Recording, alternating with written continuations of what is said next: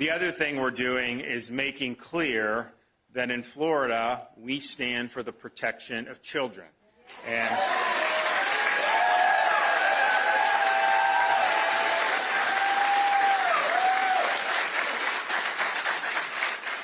unfortunately, in our society, you have very heinous sex crimes that are committed against children under the age of 12 years old.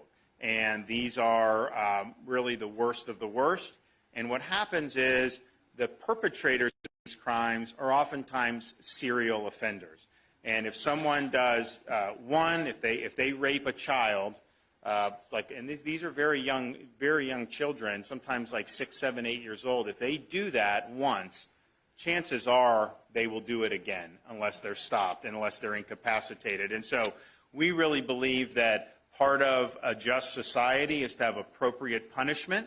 And so if you commit a crime that is really, really heinous, you should have the ultimate punishment. And so what this bill does is it challenges the U.S. Supreme Court for recently deciding, probably 6 or 7 years ago, they decided by 5-4, after over 200 years of our Constitution being in place, that somehow you could never have capital punishment for crimes like rape, even though some of these are some of the worst, even though you can have serial offenders who have violated multiple children under the age of 12.